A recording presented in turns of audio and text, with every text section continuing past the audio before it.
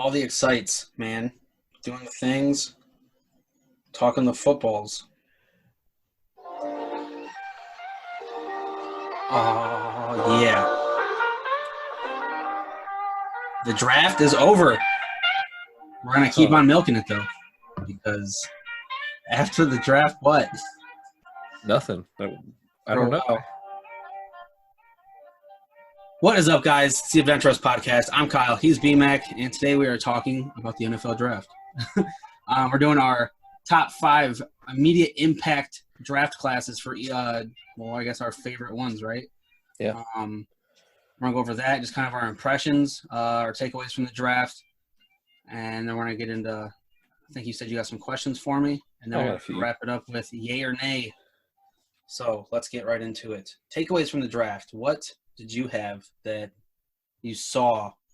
We kind of had an idea of what we were thinking was going to happen, and then nothing. I mean, there wasn't as many trades, and then there was all the trades in like the second day, so it got weird quick. Yeah, I think my biggest takeaway was just how many teams actually did a really good job. Mm-hmm. Like, I think for a bunch of years, or maybe not a bunch, but most years, there's a few teams, and not even a few, but like it feels like half the teams do either okay or worse.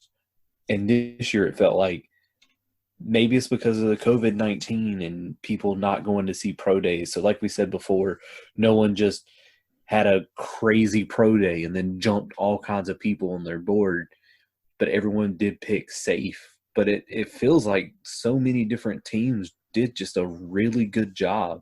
I think this was a very, very deep draft also, and that helped. It could be too. Yeah, I think that might be one of the cases here. You talk about how many corners and receivers there were.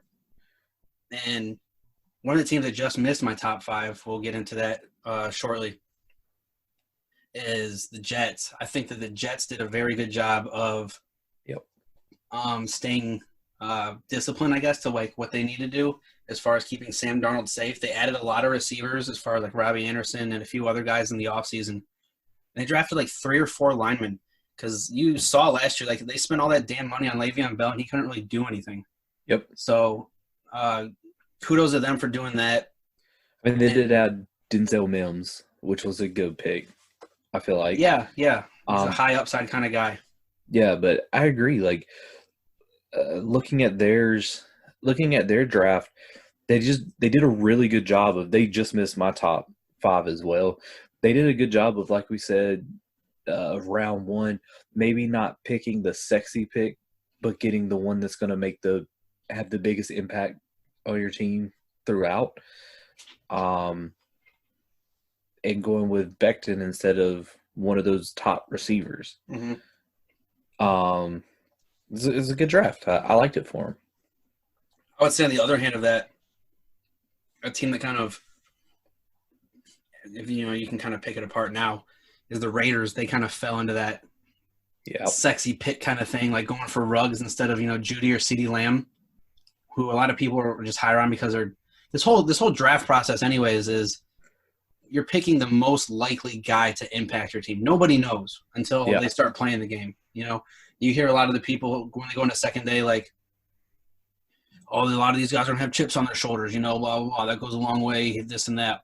We have no idea. We're not pro athletes. So, but then there's also this thing where, they say the guys in the second round are going to have a chip on their shoulder. But then there's also the thing where maybe there's a guy, not even maybe, there's guaranteed some guy in the first round who went in the first round who is never going to play to his potential. They're just going to get the money. Mm-hmm. And then they're done. Mm-hmm. You know what I mean? They're not going to continue to put in that work, where I think every good player has always played with a chip on their shoulder, no matter where they were drafted. If you had to guess out of the first round picks off the top of your head, who do you think would be that guy? Like just stagnant and content. Let me look at the list. Herbert? It could be Herbert, sure. I mean, I'm looking at the list, and a quarterback makes sense, or even maybe like an Okuda, because he got like those top 5 picks, man. They get so much money from not necessarily guaranteed salary, but the bonuses they get, they're like $17 to $20 million, man. Like that's how they get away from that giant cap hit that they were hitting, with Jamarcus Russell and Matthew Stafford, Sam Bradford, yeah, guys like that.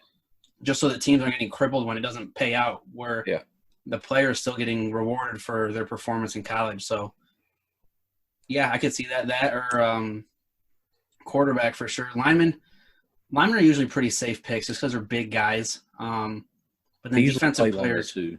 Yeah, and defensive players usually have it takes a. I mean, I don't know. I've never been a lineman, like of that quality. Yeah. So I feel like on defense, it's harder. Like it takes a little more skill. It's hard to say though because they're so good. You got to be so good in the offense as far as a lineman goes to keep those guys away. I think that's. I think what you're getting at is which player is more of not going to continue with that skill, right? Like kind of get by on what they try to get by on how they did in college. Mm-hmm. Where you're not up against guys who are going to the NFL. Then you think even with how bad the Bengals were, mm-hmm. there's always a debate every year where, will Alabama beat the Bengals? No, they won't, because Alabama might have the best players. Well, not even last year. Last year, LSU obviously had the best players in the SEC, but they might have the best players in the SEC, but the Bengals have the best players from all the conferences. Right. So, yeah, it's whichever guy just feels like, he's already made it. He doesn't have to put in any work. He can just kind of skate by. Who do you think is the sexiest pick? Obviously, the quarterbacks. Other than a quarterback, we're going to stay away from quarterbacks for the most part, I think, when we're doing ours. When I did my list as far as impact draft classes, too, I stayed away from quarterbacks also. Who do you think is the sexiest pick of the first round?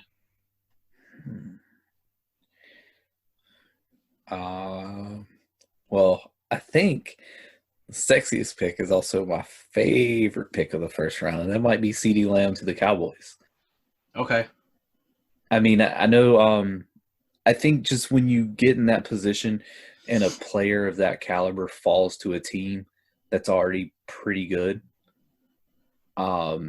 it just has a bigger potential to be better, if you know what I mean. Like, yeah, you're adding a guy that you didn't think you were going to have and you didn't think you had any way of getting to an offense that, like you said earlier, they were the 6th ranked offense in the NFL last year. Mm-hmm. And now you're getting better when you didn't think you would. I mean, it's kind of not really the sexiest, but it's also the luckiest pick. Yeah, I agree. I think for me, and I mean, we're both being a little biased here. I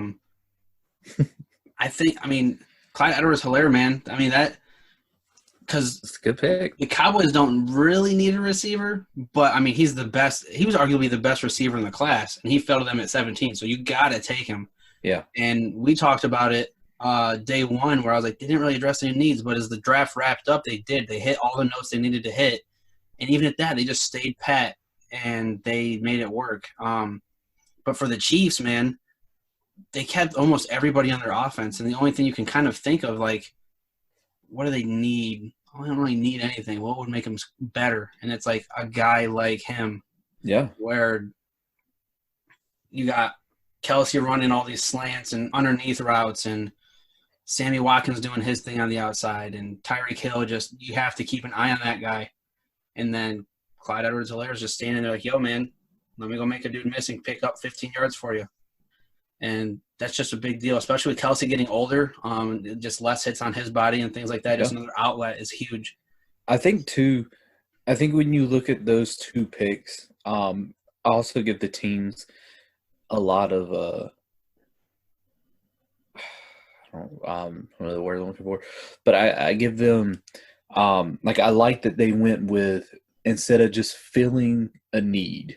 Mm-hmm. Like the Cowboys could have said, hey, you know what, we're going to go with – they could have went Trayvon Diggs there at 17, and everybody would have been like, okay, cool. Yeah. That's what you needed. But the fact that they didn't address a need, that they saw that, that a player that they liked and felt could come in and make an impact at a prime position was there, and they said, you know what, we'll deal with the need in the second round, but we got to take this guy. And I kind of feel like the Chiefs did the same thing. The Chiefs could have went in a whole lot of different ways. They could have picked a safety, right? Or they could have picked a cornerback themselves. I think they would have been they might have been eyeballing Ruiz from Michigan. The Saints ended up going with. Yep. That would have been a good pick for them there. The cornerback. But I said it when we were doing our mock draft. It just makes too much sense to get a skill position player of a caliber of his. Yeah. With the extra year. The extra year is so big, especially for a running back. They don't always make it to that second contract, and it sucks, but, I mean, it is what it is. Yeah. And, again, this is a team, and it's like we said with a few other teams that didn't make any moves in the first round. I mean, this is a team where if you're going to go for it all, go for it all. Yeah, I mean. Don't just draft. Yeah. Don't just draft a position where it's like, oh, yeah, well, we need this position, so – we'll just take this guy. No, man, I want you to feel some conviction in your pick. Like, you look at Jerry Jones when CeeDee Lamb fell to him. Oh, he was geeked, man. Oh, they yeah. were all ecstatic. Yeah. And I would rather have that than and no other GM. You see McCarthy leave before the pick gets up because you could tell he was fired up. Like, yeah, I've never drafted a wide receiver. Here we go. Yeah, I mean, it's just – it's one of those things where – everyone looked excited about the pick and not just like, yeah, this is our guy. Like, no, oh my God, we didn't know we were going to get this guy. Yeah. This is amazing. I was watching. I feel like the Chiefs were the same way. Yeah. I was watching a similar, like the interview they do. Like they released the interview with Clyde, with the GM and Andy Reid and all the offensive coordinators. And they're all as excited as he is. And it's cool to see this young kid freaking out. But you get to see all these older guys who've been in the game for Andy Reid almost 20 years now. Uh-huh. And they're just fired up. And they're like, we asked Patrick Mahomes who he wants. And he said you. And they're all getting geeked up. We're like, that's who we wanted too, man. We're fired up. Like, and he's like, oh, man, you picked me? He's like, yeah, man, we're going to get to work. And, I mean, that's awesome. And that's what you love to see. And that's just – like I said, kudos to both the Cowboys and the Chiefs. I know those are our teams. We're happy, but I do think they made the right choice in this pick. Yeah. Go get the guy you want and the guy who's highest on your board, and fill your needs in the later parts of the draft. Whereas you have, like, looking back at the first round, and maybe the Raiders with, like we talked about, Arnett at 19. It kind of felt like. They were like, reach. Yeah, it's like, well, we need a cornerback. Let's go get this guy. How much different do you feel about them if they picked a Murray or a Queen? I mean, linebacker was a need for them too. Yeah. Right? And you feel better about that pick. I mean, not a glaring need, but one of those guys going there, like, it just makes more sense. Yeah. Especially it's a quarterback for your defense. Mm-hmm. I agree. Yeah, I mean, like you said, looking at it, the Raiders just kind of – it was just kind of lame, the whole thing. I was excited for them going in. They had the 2 picks in the first round, and one of the teams that – we're going to do it. But yeah, they just it just felt lame. It felt too safe. Like, everybody was very safe with their picks, and they went with what they needed to a degree, but at the same time – it was like, and there's still a bit of excitement about it, where every time the Raiders did something, you see they showed John Gruden getting excited because he's John Gruden. He gets excited about most things. But it was just, I don't know. Aside from lame picks, though, who's the biggest head scratcher pick for you? Was it Jordan Love or Jalen Hurts? Man, it's got to be Jordan Love, right? Like, I mean – I understand the Jalen Hurts a little bit because, I mean, they took a backup quarterback and won the Super Bowl. So yeah, I understand it from that standpoint. And you get the situation, and you kind of like with the Jalen Hurts in Philly. Doug Peterson did coach with Andy Reid in Kansas City, and he does some of the same gimmicky stuff that Andy Reid does. And what better way to throw a gimmick out there than with another quarterback who's got speed? And let's see if he can catch, but he's also our backup quarterback. Maybe he can run. That's the whole gimmick. Right. Like, he can do everything, and it works. Just another thing to game plan for. Yes, and he's your backup quarterback, which, why not? You're taking, a second-round risk on Jalen Hurts. And that's the difference too, right? Like, in the first round, they address their wide receiver need. Yeah. Like, and they already traded for Darius Slay, so they already helped their cornerback need. Yeah. So, I mean, it's a solid pick. I don't see it as a head scratcher. Maybe he went a little higher. I didn't see him in the second round. No, me neither. Maybe that's the scratcher. But to me, it's clearly Jordan Love going to the Packers. And then they take a running back again? Like, yeah, dude, Aaron Rodgers has got to be so mad. I don't get it. Like, they're making all these comparisons to Brett Favre, and Brett Favre was 35 when they drafted Aaron Rodgers. The team was in a different spot, though, man. The team was in a way different spot, and Aaron Not Rodgers only that, was a better prospect. Yeah, but Brett Favre had also semi-retired twice. Right. Like the 2 previous years, he didn't even go to any of or he didn't show up to training camp until late. They were 13-3 last year, man. Yeah, 13-3. Get this man a receiver, or even like get a defensive, like something to help that front seven, because you guys got trampled by the Niners. Yep. Get a DT. Like if you're not going to get Aaron Rodgers help, at least get your team some help. Like. Yeah, I mean, you see that trade, and it's like, man, maybe they're trading up to get Patrick Queen. Yes. Like, that would have been a good pick. Mm-hmm. Nope, we're trading up to get a backup quarterback who's honestly probably not going to see the field until 5 years from now. At least. Because Aaron Rodgers – does that kind of break, like, is Aaron Rodgers just chill, sitting there getting a paycheck, or do you think he wants another ring? I mean, he's got to want one more, right? Yeah, he's got to want another ring. I mean, obviously, he wanted a skill position player, and now he doesn't get it. Like, that's got to be frustrating. And, I mean, like I said, they're making the comparisons of Brett Favre, but Aaron Rodgers still has 4 years left on his contract. And Drew Brees and Tom Brady are 40+. And we don't think Aaron Rodgers can do that? Like, Aaron Rodgers he stopped running as much. He's not moving in the pocket as much anymore. But he's also not, like, getting hit and throwing picks. Like, yeah, that's what I'm saying. Like, he's either just falling or throwing the ball away. And you can't get him anyone to go with that. Like, one of the knocks, like, now that I'm thinking about it, one of the knocks I had when we were talking about it a little bit was that he is kind of like a better Alex Smith at this point. But he kind of has to be, right? Or else the team is fucked. Like, he has no one to throw it to. He has no person to throw it to. Yeah. Devontae Adams. Exactly. And then or a running back. Yeah, Jamal Williams and Aaron Jones are solid, but for your number 2 option though, yeah, coming out of the backfield. Yeah, that's not what you want. You want a receiver. And you talk about, like, we just talked about the Cowboys and the Chiefs, man. Look how deep they are, those 2 positions. And then they won 13 games last year with 1 receiver and 2 running backs. Yeah, I mean, look at how deep the Chiefs and Cowboys are on offense, and they didn't let that decide anything. They took the best player, and you have I don't know, man. It's such a head scratcher too, because the other thing is, you look at the teams behind the 49ers, and name me one of those teams that are taking a quarterback for them to trade up. Yeah, for them to trade up, and I agree. Obviously, the Patriots weren't going to take a quarterback because they didn't even take a quarterback the whole draft. Right.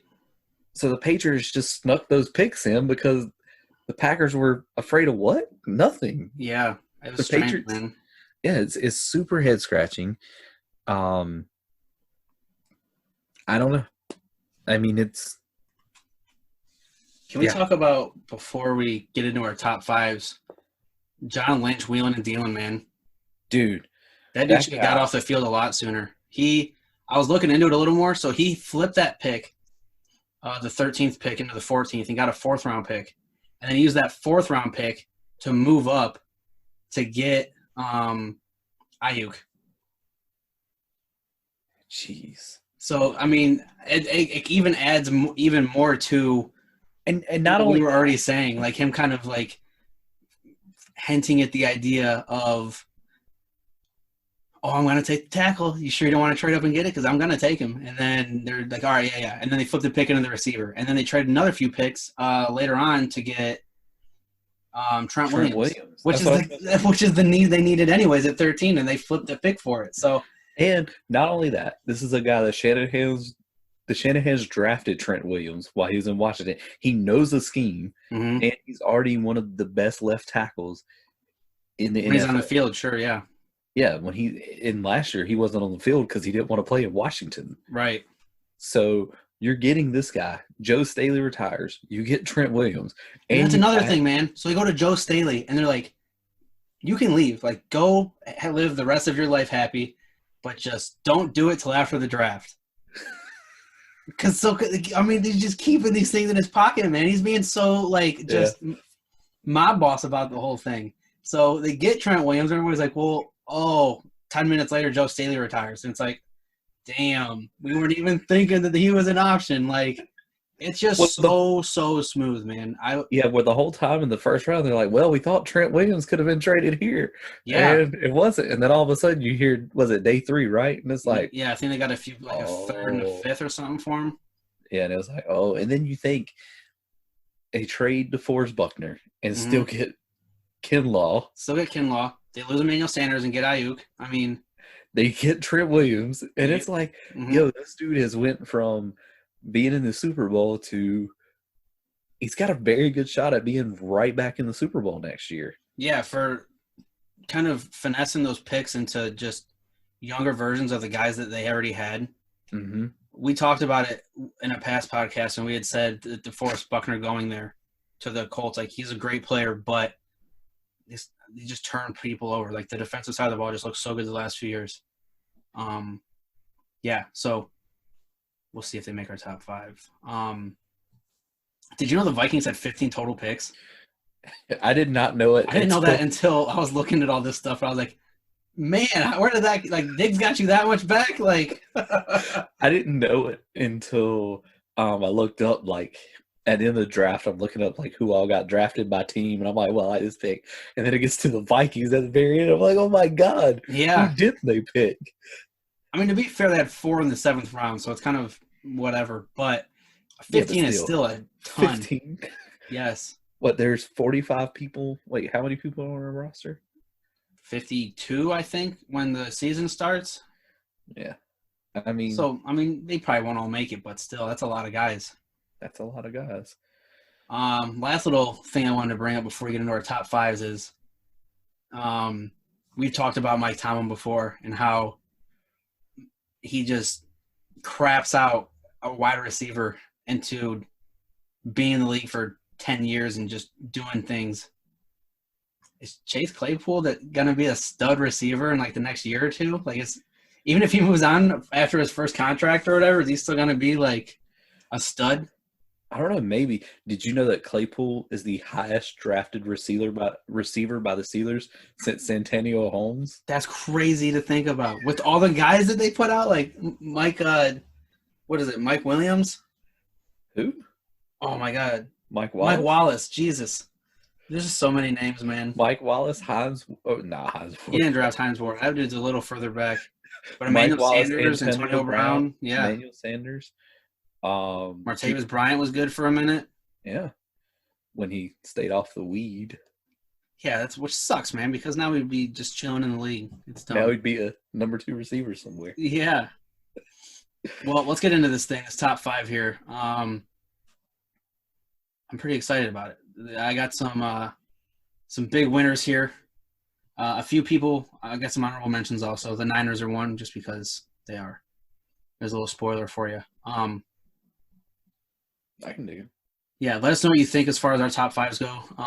Reach out to us on Instagram, or if you're hearing this on YouTube, let us know down in the comments what you think. So number 1 for you, who do you got? Number 1 or number 5?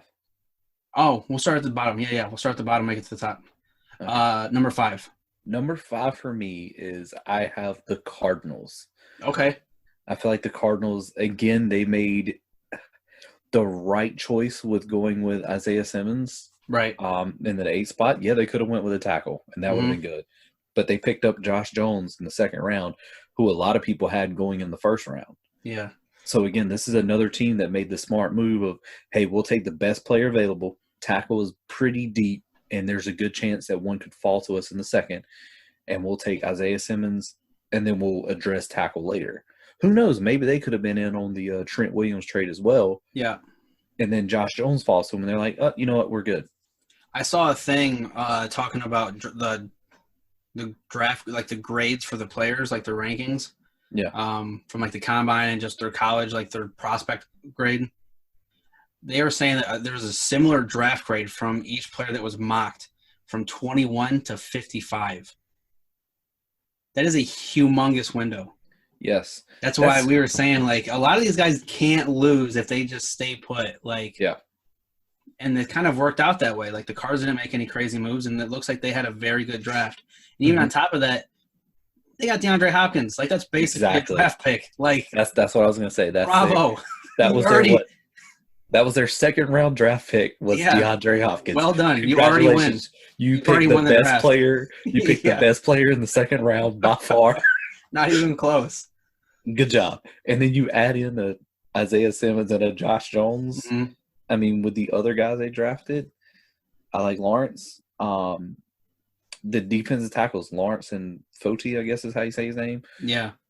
Both those dudes look really good too. So I mean, I'm excited to watch this team this year, man. Yeah, and like we said, speaking of just that division, when you look at it, the Seahawks didn't have a good draft, in my opinion. No, they reached big time in the first round, I thought. Yeah, they reached. I didn't like their other picks. The Rams, same way. I wasn't a big fan of their draft. The first pick was a running back. Like, yeah. I like Cam Akers. I think he's good. I think he kind of gets overshadowed by how bad Florida State was. I heard a story today that Gil Brandt said on NFL radio that when who was their coach? The coach from Florida State who went to A&M. Jimbo Fisher. Yeah. When Jimbo Fisher got the letter of intent from Cam Akers, he was excited. Said it was his favorite player he drafted or he recruited that year. So I think Cam Akers could be good. But the rest of their draft, I'm just not a fan of it. So with adding the players in that the Cardinals have and having a good draft, maybe they do jump up into that number 2 spot in that division. Called it. It could happen. I called it before the draft. Let's go. I mean, me and you both were sitting there thinking, yeah, this could happen. And then all of a sudden you throw in a good draft and bad drafts by the other two teams. Yeah, let's go Cardinals. Number 5 for me is a team I was preaching to you about giving them a little bit of respect, and that's the Denver Broncos, man. They did very similarly what the Panthers did, and they just loaded up on one side of the ball. But that side was offense. I love it. They got Jerry Jeudy. KJ Hamler was a little bit of a head scratcher. They didn't really need another receiver, but who cares? Look who they're competing against the Chiefs.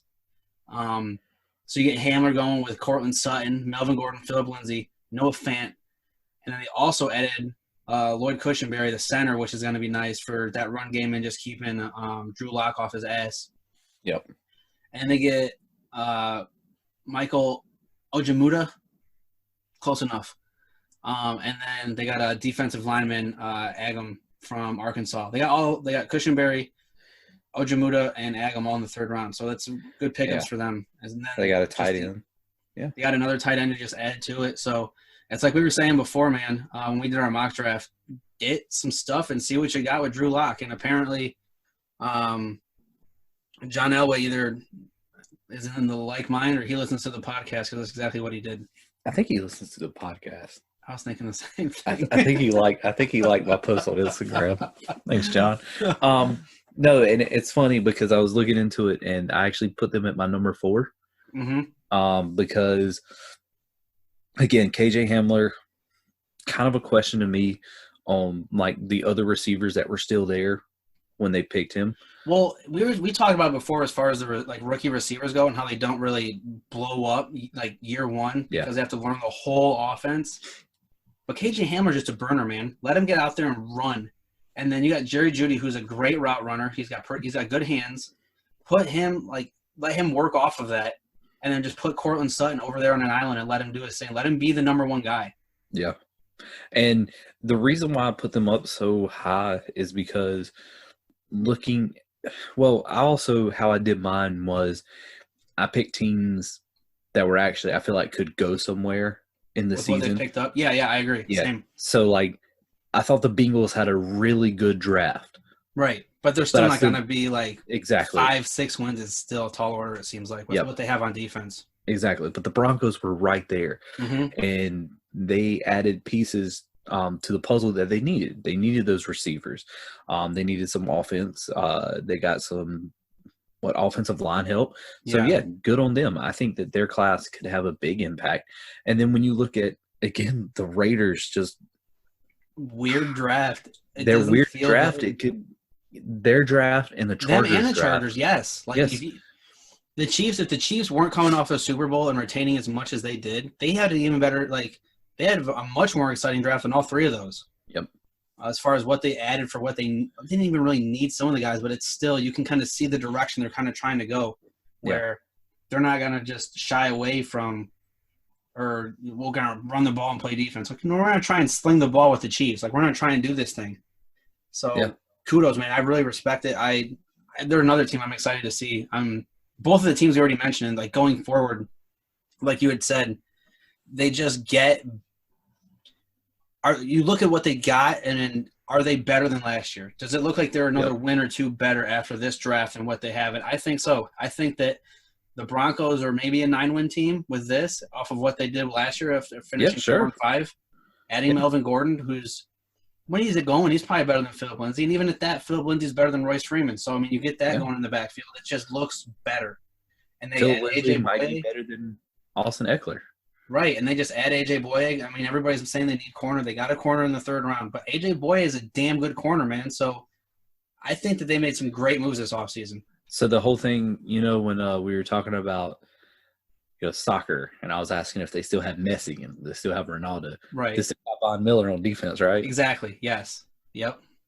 And they still got Bradley Chubb even had a decent year last year. And he was hurt for a good bit of it too. Yeah, I mean, when he came back, they looked good. Drew Lock won 5 of their last 6 games. The jury's still out on him. Baker showed you can have a good rookie year, but unlike the Browns, the Broncos have added pieces to help him win. But sometimes it's just that voice in the huddle, though. Like, look at what happened. Look how good the Niners were when Garoppolo was in the huddle, and then when he wasn't. Yeah. They go from winning 5 straight or 4 straight and then losing the rest of their games. And then last year, they were so, so good. And he didn't do a whole lot. Like, no. They just ran the hell out of the ball. I mean, so I don't know. We'll see. I like their moves a lot, especially compared to what happened as far as the draft goes in the division. So that's my number 5. That's my number 4. Number 4 for me is the boys. Ooh, all the way at 4? Yeah, just for the same things as I was saying before, is like, are they gonna be harder to beat? They lost 8 games and their offense was so damn good. They added some good pieces. Like, I really like the late pick they had where they got the center from Wisconsin. Yeah. Where this is a guy that could come in and start day one, or he doesn't need to because their offensive line was just fine without Travis Frederick last year. Yep. CeeDee Lamb falling on their lap is huge. The corner, was it Trayvon Diggs? Yep. Him falling on their lap in the second round is like, they didn't need to go move around and do a bunch of stuff. They just let everybody else do what they wanted, and then they're guys they didn't need. But I think they made the trade back up into the 4th round to get the defensive end, right? Yeah, and then the guy, who was it that they took in the 3rd? Because he's a good ass player too. Gilmore. Yeah, he's defensive tackle. Yeah. Yeah, so I mean, they filled some needs there later in the late rounds, like we were saying. But CD going there is just a big deal, man. I think that it's just another thing that you got to look out for. But looking at them, I mean, we said it last year though, or we said it earlier when we were doing our divisional breakdown. The Eagles and the Cowboys still, even if they didn't add anything, they still feel like they could win like between like 11 and 8 games. Like, it's really, really strange. Yeah. A lot of question marks. I think with the Cowboys, you're going to see how much of it was Jason Garrett and how much of it was coaching. Mm-hmm. Because it's not only Garrett's not there, defensive coordinator's gone too. So there's a new defensive coordinator. And, we'll see how much of it was that. And if it was, I think it could be a huge difference in the team. Yeah, I agree. So who you got number 3? Number 3, I have the Vikings. Yeah. Yes, the Vikings had 15 picks, but they did a really good job on basically every pick. I mean, you look at they got Justin Jefferson, and I know there's so many questions about, he caught so many passes out of the slot compared to outside, and Adam Thielen runs the slot. Yeah. But the Vikings also ran a lot of just 2 receiver sets last year. Mm-hmm. So, I mean, in that situation, there is no slot guy. Right. Essentially. And they're a run-first team anyway. I feel like when the Vikings were the best version of themselves last year, they were relying on Dalvin Cook. It wasn't they were relying on Adam Thielen and Rudolph and Diggs. It was, no, you can't stop Cook. Oh, and guess what? We also have some really good receivers. Mm-hmm. And I feel like if they get back to that, we already talked about the Packers.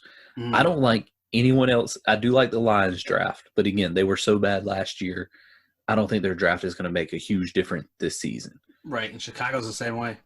Chicago's draft I thought was terrible. Yep. And I thought the Packers draft was really bad. What was it they were saying they have like 5 or 6 tight ends on their roster? 11. 11? Holy. Something like that. I hope it's 11. It's either way. It's too damn many. Like, yes. Find a quarterback. I guess they got, I don't know, man. Maybe that's, I don't know. Exactly. So I'm not real high on Nick Foles, man. I saw a thing, just real quick tangent. I was looking at his numbers. This dude had a baller year. The one year he came in for Vic, and then the year he like came 27 touchdowns, 2 interceptions.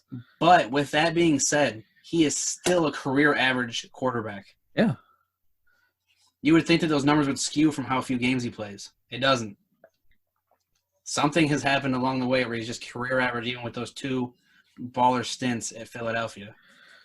Yeah, I mean, I think he's just an average quarterback. I think that's all it is to it. But either way, back to the Vikings.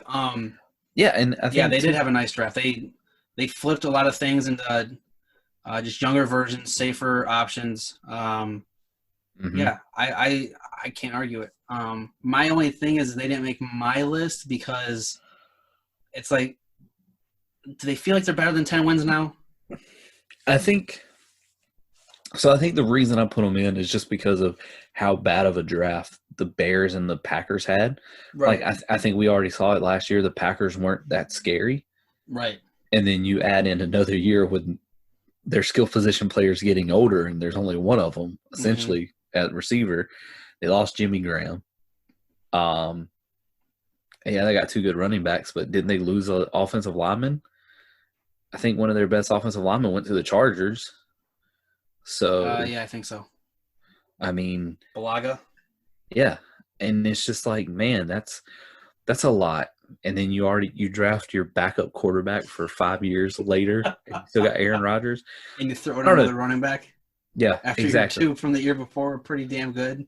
After you could have traded Jamal Williams and a 3rd-round pick to Houston for DeAndre Hopkins. Yeah, sorry. Yeah, whoever the GM is in Green Bay should be fired. We got this. No, I don't know yet. He's obviously got some time. Maybe Jordan Love ends up being great. Who knows? Maybe they end up flipping Jordan Love. I mean, but that's the thing, right? Like, you don't want to be. I don't know. We'll leave it alone for now. You don't.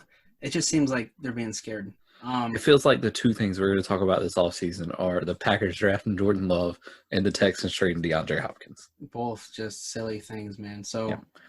But the Vikings are number 3 just because of what the division has done and the fact that the Vikings made really good selections. Number 3 for me is the Buffalo Bills. Yep. I really, really like what they did. DJ Espinoza falling to him in the 2nd round is huge. He's just adding to what they already do so well. Their first round pick is basically Stephon Diggs. So again, they're investing same thing in Josh with the Cardinals. Allen. Yeah, good job. You got the best receiver from the 1st round. I mean, they're investing in Josh Allen, but they're also playing a little safe with Jake Fromm, which is. I don't know. Some people don't like that pick, but I don't mind it because then, like, if Josh Allen gets hurt or he just looks like hell, a couple weeks in a row, Jake Fromm can come in there and run the offense, and then they want to run the ball anyway. So they pick up Zach Moss, which is great. He's going to complement Singletary very well. So I think that they just are adding to what they already do well and kind of making it better, making it deeper, and seeing Like, yo, Josh, you had a pretty good year last year. Why don't you get better? We're going to give you the tools to do so. Here's a Stephon Diggs, who's a pretty damn good number one option. Yeah, I agree. I think they just missed my top 5. They made my honorable mentions. And I really like their picks. When I was looking at the draft, I texted you in the 3rd round. And I was like, oh, Fromm to New England in the 3rd round makes sense. Didn't happen. And then when it hit the 5th round, I'm like, damn, maybe Bill Belichick knows something we don't. Maybe he's going to fall in the 5th. And then I don't know why, but I'm looking and the Bills just stick out. I'm like, you know what? He would be a really good pick for the Bills. And I like it. Backup quarterback. That's what you need. And with their 3 picks before that with Espinosa. Zach Moss and Davis. I mean, and you add Stephon Diggs as your number 1, your first round pick. I like it. It's a good draft. Yeah, I agree. Yeah, I mean, and Josh Allen, like, the team was very good last year, but it wasn't really – Josh Allen had some nice games, but he's not really a proven commodity yet. So Jake Fromm could still slide in there and Dak Prescott it up or something like that. So we'll see. Yeah, and then it's also, like you said, without Stephon Diggs, they had some receivers who had some good games, but, I mean, a lot of it was just receiver by committee. You never knew what you were going to get from any of those guys. And I think it's always nice to consistently know, hey, I got a number 1. Like, maybe he doesn't have the biggest game for receivers today, but I know I can count on him. Right. Yeah. And they didn't have that last year. No. So, yeah, I like it. It's a good pick. So where are you going for number 2? The Cowboys. Okay. I like it. I think, obviously I do. I'm going Homer, but I really think that the CeeDee Lamb pick was great. It was right, lucky. And when you look at it, the Cowboys just got lucky the whole draft. I mean, they didn't have to do anything because everyone else ahead of them let them do what they needed to do. I mean, they took CeeDee Lamb with the number 17 pick. This allows – I think the CeeDee Lamb pick is going to allow so much for the offense as far as letting Amari Cooper, be it. And then you got Gallup, and now you add in CeeDee Lamb. That's also going to relieve a lot of room for Zeke to run. Whereas last year they didn't know who the number 2 was, so you could, double Amari Cooper, and until Michael Gallup really got going, double Amari Cooper, put everyone else in the box. What are the Cowboys going to do? The Cowboys were also the 31st team in the league in, like, single-point games. So they were the worst team, essentially, in the league at close games. You add in another offensive weapon, and then you throw in Trevon Diggs, who was a receiver coming out of high school, then went to cornerback, who the whole reason they didn't re-sign Byron Jones is because Byron Jones didn't create turnovers. What better way to get the ball if you have a receiver playing cornerback? Yeah, I feel it. And then, I mean, just the rest of the picks are good. Robinson, the other cornerback they taken, I saw something where he blocked 4 field goals in college. So, I mean, you're not looking at essentially Jordan Lewis is going to be your slot guy. Chidobe Awuzie is going to play on the other side. And you're at Trevon Diggs. But this Robinson guy could be a special teams freak. Yeah. And, I mean, look how good that worked for the Patriots. But they had Slater on the one side, and they always punted it to that side. That's when they never gave up punt returns for touchdowns. Yeah, it's weird stuff. Yeah. Not real weird. I guess it's just, you're building your team, and he's going to be a playmaker, so it makes sense. Yeah, I mean, make plays. Yeah, make plays. However, if he's blocking a punt or blocking a field goal, could decide a game. So number 2 for me is the Colts. Yep, they were at 6. I really like what they did as far as just getting better. It feels like they did, and they're going to be harder to beat. In a division that's wide open. Right. I mean, they got arguably the best defensive tackle in the first round with DeForest Buckner. It's very true. Like we said with everyone else who made trades. I mean, yeah, that was their first round pick. Good job. DeForest Buckner's great, man. He's going to go just shore up that defensive front. On the defense, it was already pretty underrated. Like, they had a pretty solid defense last year. I mean, they have what? I mean, I know your boy Sean said that the one Shaquille Barrett, was the best linebacker, but I think you could make an actual case for Leonard for the Colts being the best linebacker in the league. That dude is a beast. Yeah, Darius Leonard's something different, man. They had some good pieces on that defense. And they picked up Michael Pittman Jr., who a lot of people didn't like, but I think he's pretty underrated. He looks good at Ohio State. And I mean, he's going to be one of their biggest problems last year was not again, like the Bills, they didn't have that consistency outside of a very hurt T.Y. Hilton last year. Right. I mean, even him at 60% was their best receiver. Yeah, and it wasn't close. Yeah, and that's not good. And then Jonathan Taylor going there, which is kind of a surprise, but I like it. And a lot of people are like, well, you got Marlon Mack. Well, they don't really know what they have at quarterback yet. Like, they don't know if Phillip Rivers is old and that's why he was bad, or if it's because the Chargers' offensive line wasn't very good last year and that's why he was bad. Mm-hmm. Well, you're going to find out. And if it is, like, you got time to find out now because the Colts' offensive line is built to protect Andrew Luck, and it's really, really good. Yeah, that offensive line is really good. And was it McClinchy, the guy? Who's that? They're like, who was the guard they took the other year? It's like the best guard in the league. Oh, the guy from Notre Dame? Yeah. I can't think of his name off the top of my head. But, yeah, he's a stud, man. They have a few guys across that front that are really good. Yeah. But then they got just Jonathan Taylor's going to help, like, let you figure out what you got at quarterback. Can you throw the ball over the damn field? You got to play it safe. You're going to grind out games. Because now you have a run game with Marlon Mack and Jonathan Taylor where you can do that. And you have a good defensive, like, front seven. Yeah. Where you can, ruin some things for other teams. And, so whether it's Phillip Rivers or not, they go and get another quarterback. Jake Eason? Yeah, they got Jake Eason. Yeah. And so, I mean, it just kind of feels like Jacoby Brissett's like kind of the lame duck where you get in there and learn from a pro's pro, and Phillip Rivers and Jacoby Brissett's like, hey, man, I'm still here. I feel more of the Jacob Eason pick is just insurance. I think they know it's going to be – I think they know the battle is either going to be Phillip Rivers and Jacoby Brissett, and Eason's just kind of, sure, all right, cool. One of those other guys could get hurt, and we need you to be the backup to the backup. Yeah, I agree. But like we said before, but then it feels like they're getting better. Like they're going to be harder to beat. So I really like their moves. And then it's also with Eason, it's, hey, you're going to be the backup to the backup. But if both these guys suck next year, this could be your team. Right. Yeah. So, I mean, it's solid. And, yeah, I like the Pittman pick and the Jonathan Taylor and the Julian Blackmon, too.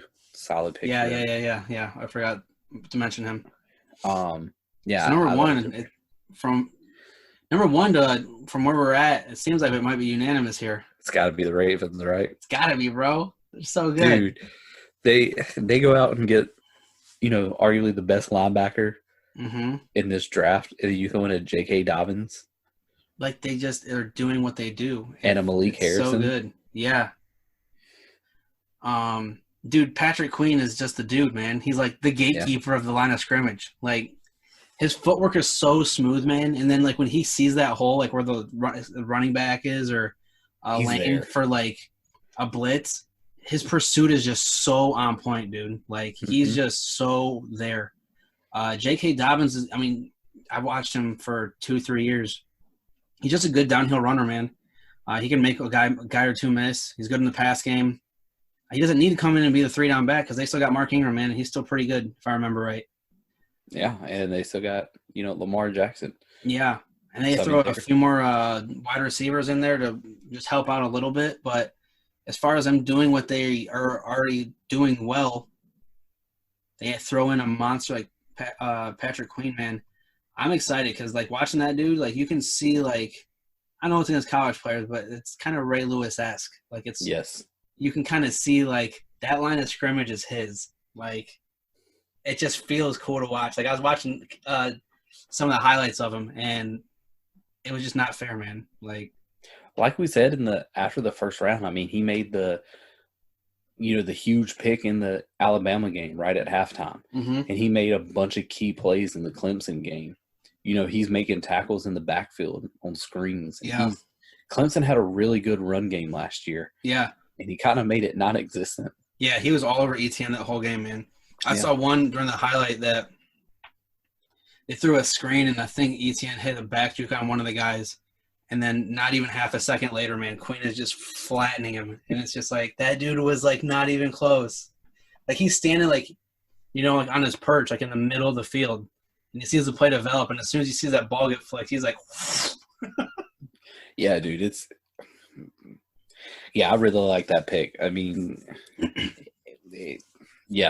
they just knocked it out of the park, and this is another example of a team that was already really good making the right picks. Yeah, and they replaced Campbell in the offseason too.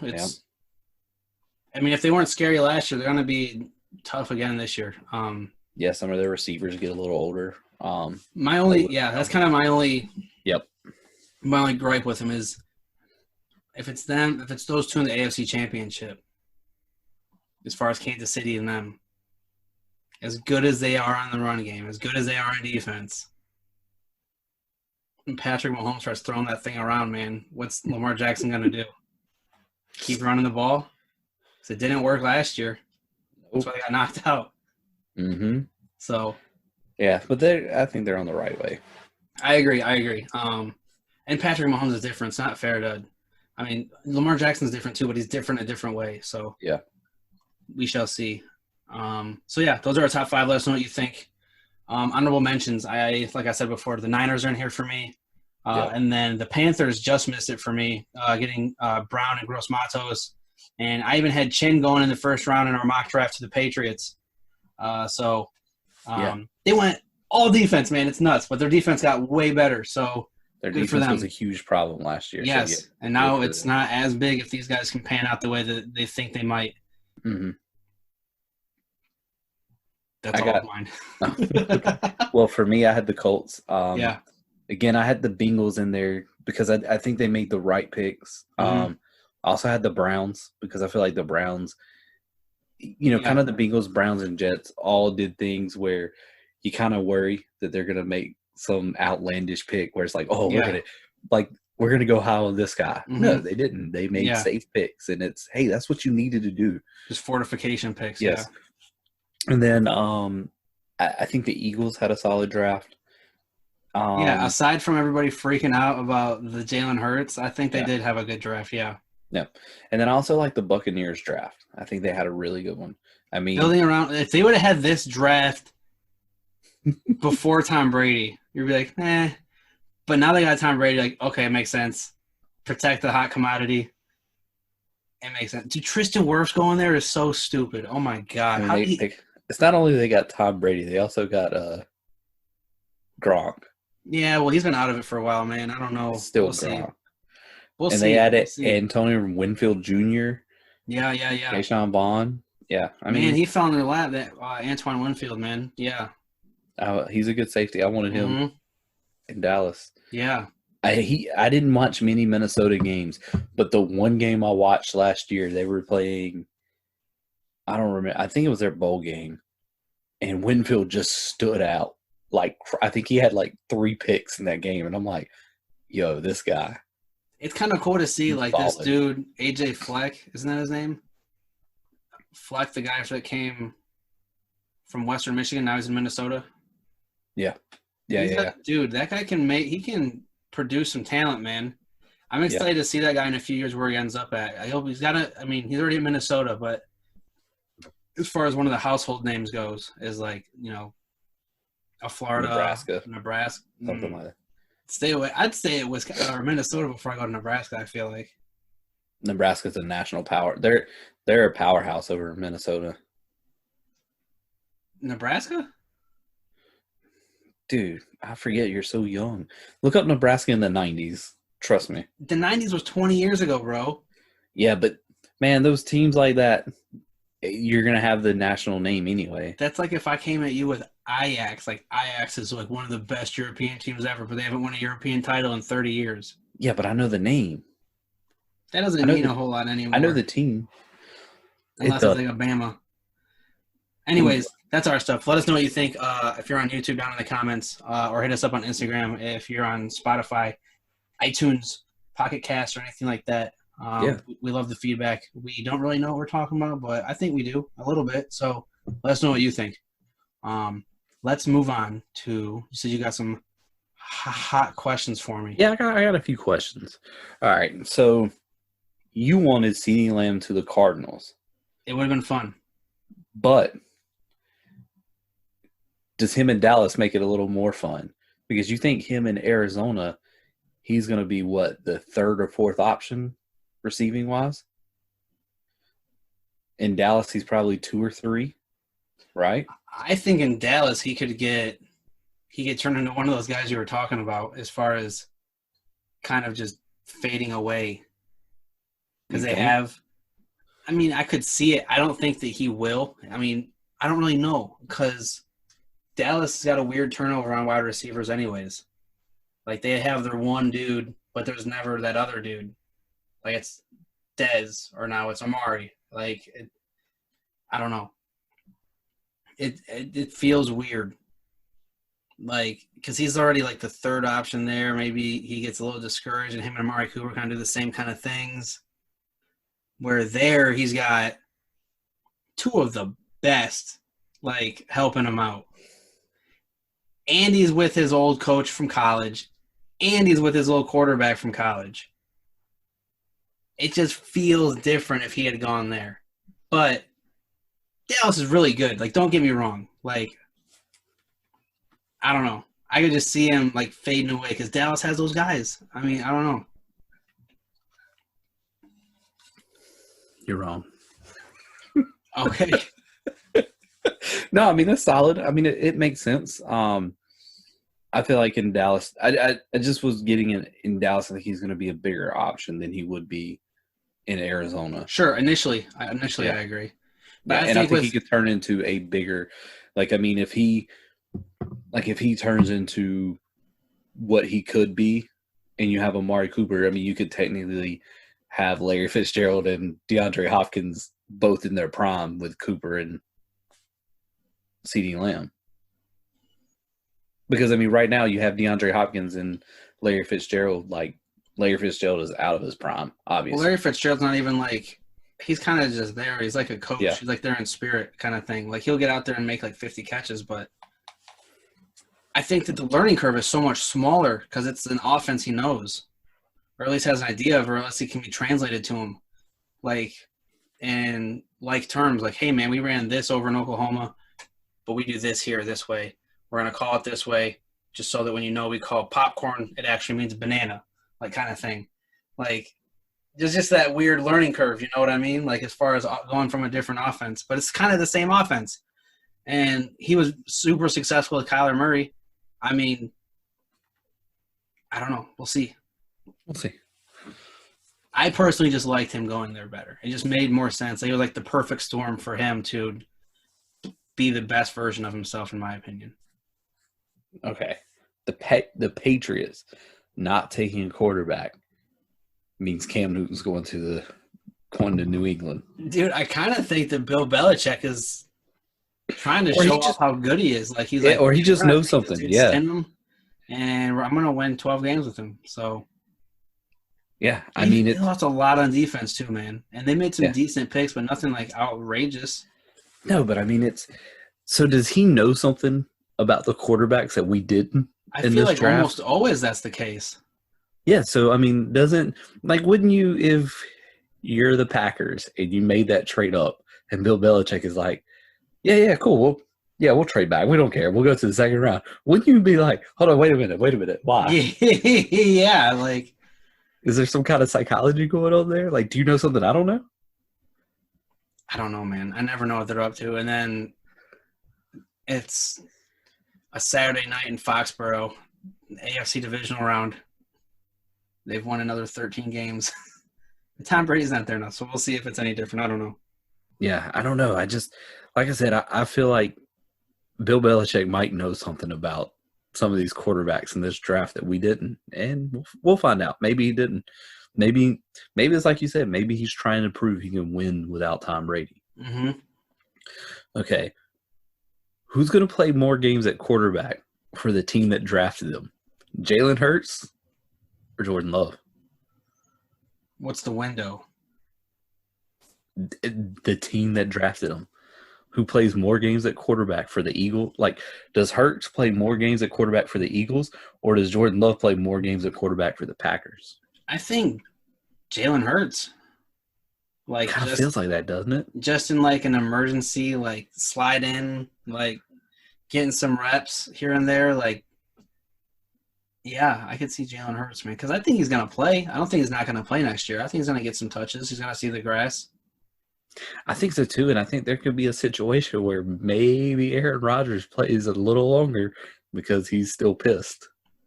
Yeah, and just fuck this kid.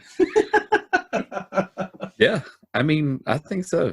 It would be odd, but all right. So, which team, in your opinion, give me one team from the draft that took a step forward towards the playoffs, and give me a team that took a step backwards? Broncos. Okay. Oh, yeah, Broncos. Their offense feels more done than the Cardinals does. Yeah, a little more complete. And they still got those monster pass rushers, and they got A.J. Boye. So that feels good to me, especially with that new slot as far as the playoffs goes. Yep. A step in the wrong direction, though. It's got to be like the Hawks or the Rams, right? Yeah, it's got to be.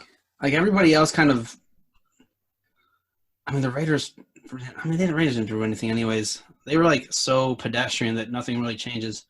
Yeah. I think it's got to be like the Hawks or the Rams just did some dumb, weird stuff. I really don't like – they picked Henderson last year, right? It was an earlier pick for Henderson. And then they get another guy in his first pick of this year, and it's another running back. Like, yeah. And they had that other guy, I can't remember his damn name, who was a running back last year, who is like the vulture. He was like their red zone guy, where he was just getting all the touchdowns. Like he was fantasy relevant for like 7 weeks or so. Yeah. So I don't know, man. I just don't get it. And then I don't think they got another receiver. Like the whole thing is just strange to me. Yeah, it's weird. I agree. That was the Hawks and the Rams, man. Those two teams in the NFC West were just kind of confusing. Because everyone else kind of had a plan. Like even like if you look through the whole NFL, maybe other than the Packers, or the Bears. Oh man, yeah. Dude, the Bears can't get much worse though. As far as just their offense, it's so sorry, Matt. lame. If you listen to this, we're real sorry. Their offense is just so lame, man. Because their defense is so good. Yeah, because even the Jags made some cool moves. Mm-hmm. The Fish made some cool moves. Mm-hmm. Again, those two. Maybe Houston had a pretty lame draft. Yeah. Oh, Houston did, and they traded away DeAndre Hopkins. Yeah. Also, that doesn't help. And they got a bunch of guys that are standing on one leg at receiver. I don't know. If they're healthy, they could be cool on offense, but if not, yeah. Their draft was just lame to me, man. Maybe Houston is it. I didn't even think about them. I guess I had already put them down so They just much. Don't exist anymore. They just quit existing. Yeah. I think it's got to be one of those three. For me, it's still the Rams, though. Yeah, I think so. All right. So you got the first pick in the NFL draft. You need someone who's going to get after the quarterback. Are you taking Bobby Boucher or Dominic Toretto? Bobby Boucher, you stop it. Don't you do that. Dominic Toretto can do some things, but he cannot go after a quarterback like Bobby Boucher. I don't know, man. This dude can go after a quarterback like Bobby Boucher. I mean, Dominic Toretto jumped out of a car and caught someone over a bypass. You don't think he could jump at a quarterback and tackle him? No. Maybe not. It's a different kind of fury, man. And Bobby Boucher is messing with a very special kind of strength. Yeah. He's got that hatred. It's got to be Bobby, man. That's a good question. But it's got to be Bobby Boucher. It's got to be. He's probably the best pass rusher in this draft. And there's some good ones. Like Chase Young. Like, does he go over Chase Young? He's got it, right? Like, his sacks are violent. Yeah, but that's the thing. Is he going to stay on the field? How many unsportsmanlike conduct penalties until they kick it? Is he Vontez perfect? Does he No, get because kicked there's no out of the hate. He's all love, man. He's just playing football. Yeah. I mean, Chase Young, man. I mean, the Ohio State was doing what they were doing without him. Bobby Boucher single-handedly took the Mud Dogs to the Bourbon Bowl. That is true. He did. He showed up at halftime, and the Mud Dogs won the Bourbon Bowl. Best tackler I've seen since Joe Montana. All right. That's it. That's my questions. Very good. Well, let's wrap this bad boy up with some yay or nays. Yay or nay? Jeff Dean Morgan from The Walking Dead and The Watchmen. Are you hip? Nah, I haven't seen it. I know who Jeffrey Dean Morgan is. Okay, good. That's what The Watchmen is. Jeffrey Dean Morgan to play Kraven the Hunter in the next Spider-Man movie. Ooh. That could be solid. Right? Yeah, I like that. Yeah. Yeah, I'm in. Game. Yay or nay, would you rather wipe with warehouse quality toilet paper for the rest of your life or cut off one pinky? Like that real gritty like stuff that's not like perforated. It's kind of just a roll of brown paper. Yeah, you're going to have to go ahead and give me the paper. Walgreens gives us about that kind anyway at work, so. You're just going to stick it out and keep your pinky? Yep. Hell no. No way. After the draft, are the Chiefs still the favorite to win the whole thing? I think we're looking at a repeat of the same Super Bowl as far as the Chiefs versus the 49ers. I think both teams, like neither team got worse. Both teams got better. Mm-hmm. And they were already the two best, you know? Right. So I think it could come down to those two teams again. I don't know who's better at this point. I mean, the Packers, they were in the NFC Championship game last year. What's the chances that happens again? Oof. I mean, you got to look at it. Aaron Rodgers just mails it in, man. I mean, you got to look at it as in, like, to me, the Eagles and the Cowboys got better. Mm-hmm. So, I mean, you could easily see one of those two teams in the NFC Championship game. I mean, you could see the Saints there. Yeah, that's also – or the Tampa Bay. Yeah, you could see one of those four teams, but yeah, I don't know. It's just lame, man. With that being said, yay or nay, Aaron Rodgers to the Chicago Bears? Nay. I don't think that's ever going to happen. I don't think that – if I told you when they drafted Aaron Rodgers that Brett Favre was going to end up with the Minnesota Vikings in an NFC title game, would you believe me? Yes. Because the Vikings specifically put it in his contract that he had to go somewhere else for a year before he could go play in Minnesota. I think if they got wind and felt like Aaron Rodgers was going to go to the Bears, they would just hold on to him and never let him leave. Just hold him hostage. Dude. Oh, my God. That'd be so sweet, though. Aaron Rodgers with that defense, bro. Would it be? I mean, but how long? He's not going there this year, and they're not going to trade him there. No. I mean, their defense might start to diminish a little bit, so we'll say in like 2 years, 3 years. Khalil Mack will still be a thing. So that's cool. I mean, and their secondary is pretty young as far as I know. And then they got some young middle linebackers. I mean, it'd be cool, man. I mean, I think it'd be cool. I just don't see it happening. He'll probably end up in Denver. It's going to end up in New England. He just – no, man. John Elway likes his old quarterbacks, man. Yeah. He likes his good old boys. Yay or nay? Dennis Rodman would have been 100 times more famous if he played in the 2010s. Nay. You don't think so? No. I think he was more famous because he was so outlandish and so wild for the times. I mean, there's no one doing stuff like that. I mean, the only thing that would have it probably would have hurt him being in the 2010s because there would have been so much social media. Maybe, yeah. He probably would have been, kicked off a team or suspended for something. So, I mean, when they kept it in the 90s, they could kind of hide it. Yeah, that's a good point. Yay or nay, cowtails? Yay. I love those things. Fucking delicious. Yay or nay, Jojo Rabbit best year or movie from last year? Yay. Super good, man. Mm-hmm.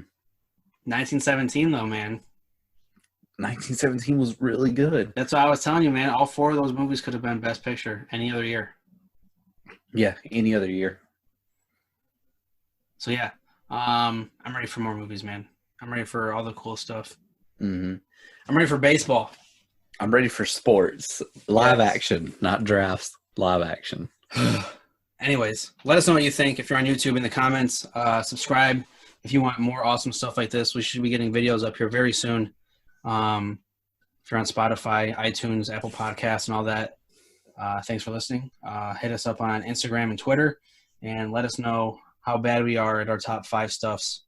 And any yay or nays or anything you want to throw at us would be much appreciated. So thank you so much for listening. It's been the Adventurous Podcast. He's BMAC. I'm Kyle. And remember to love each other, love yourselves, and stay adventurous. We out.